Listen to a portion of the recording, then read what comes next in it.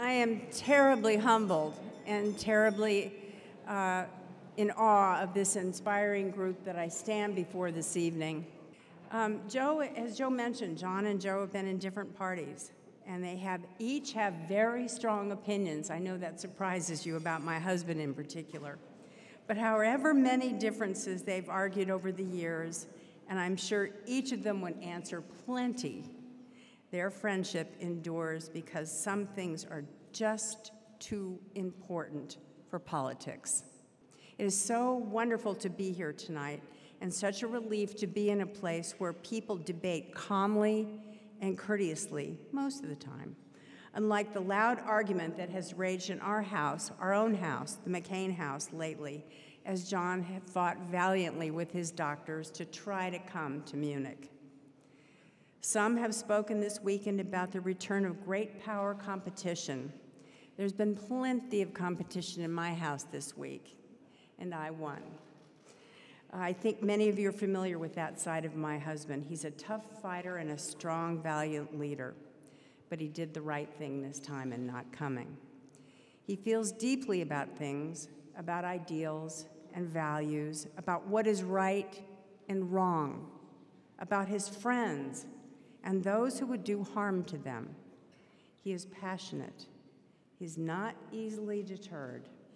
That is why we love him. That is why I love him. Well, most of the time anyway. I can assure you there was nowhere John wanted to be more than right here this weekend. And if, with a little luck, I think he may be watching all this online. We've hooked up a computer at home, so I hope so. He's been coming here for over 40 years, as Joe mentioned, debating world events and arguing for the values that he has defended all of his life.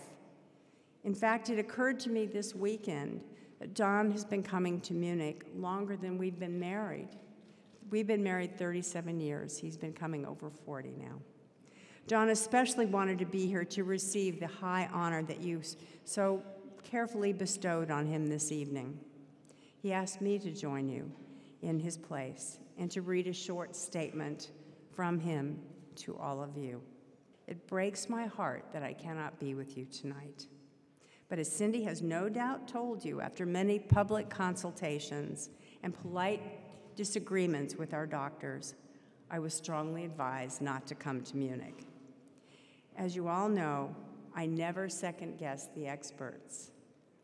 I want to thank Joe Biden, Wolfgang Ischlinger, and all of my friends in Munich for honoring me with the award named for a man who was my hero, a visionary, an inspiration to us all, and to the reason we are all here, Ewald von Kleist. Of all my many adventures and remembrances, Munich always stands out. I think about my days as a young Navy captain escorting Senator John Tower and his colleagues to this conference, and watching as they helped steer the transatlantic alliance through the headiest days of the Cold War. I think about being with Joe Biden and Bill Cohen. By the way, Bill Cohen was the best man in our wedding. Bill Cohen and so many others who, as we expanded NATO and took it to war in the Balkans. And I will always remember drinking schnapps with Joe Lieberman and later Sheldon Whitehouse. I offer these reflections not to bask in sentiment, but because it raises a deeper question. Why do we come to Munich? Yes, it is for fun and friendships and fond memories. But that is not why Ewald von Kleist first brought the Western world together here 5 decades ago, and why we come back year after year. The real reason we come to Munich is because we believe that certain values should order our world, that the peace and prosperity we cherish depend on the survival and success of those values, and that they are worth the fighting for. We come to Munich because we want to live in a world where truth transcends falsehood, sovereignty triumphs over subjugation, justice reigns over oppression, freedom overcomes tyranny, where power is transformed into legitimacy, and the fate of people and nations is determined by the rule of law and not the whim of rulers.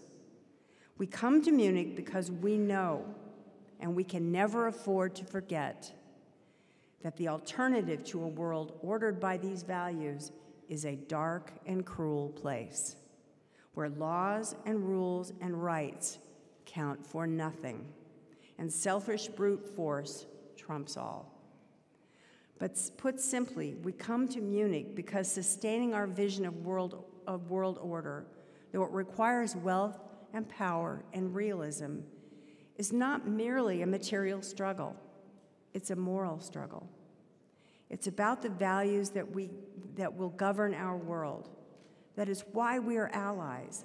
That is why we have stood by each other and sacrificed for each other and invested in our common defense, and why we must continue to do so. My friends, if there is a benefit that comes from advanced age, it is the sense of perspective it affords. I have been blessed with an extraordinary life. I have experienced my share of hardship and suffering and conflict. But there is no question that the world I have had the good fortune to live in is more peaceful, more prosperous, and more filled with love and happiness and beauty and the values we all cherish than the world my father and grandfather knew. My youngest children have only read about the Berlin Wall. Their world was never divided by it.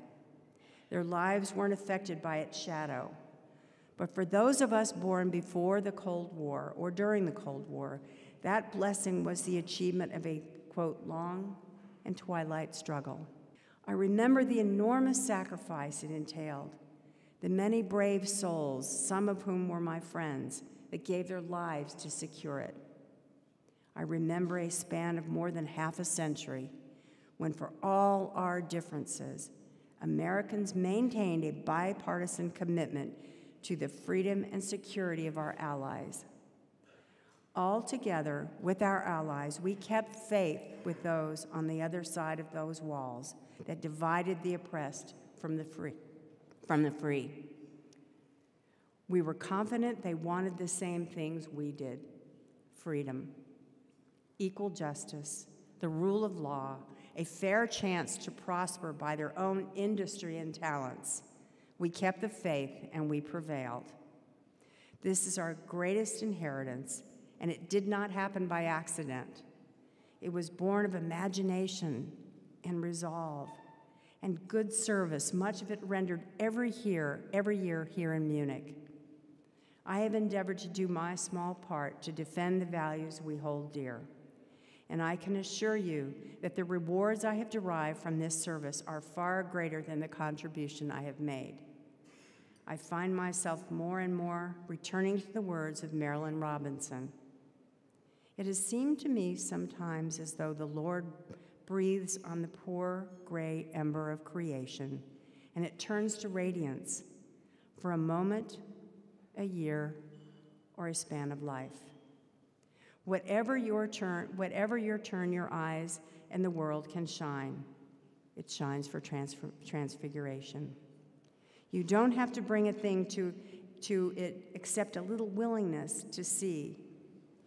That is, to acknowledge that there is more beauty than our eyes can bear, that precious things have been put into our hands, and to do nothing more than to honor them would do great harm. I am counting on all of you as my friends to honor the precious, beautiful things that are still entrusted in our care. I am counting on you to be brave. I am counting on you to be useful. I am counting on you to keep your faith and never give up, though the true radiance of our world may at times seem obscured. Though we will never suffer adversity and setbacks and misfortune, never ever stop fighting for all that is good and just and decent, our world and each other. Thank you.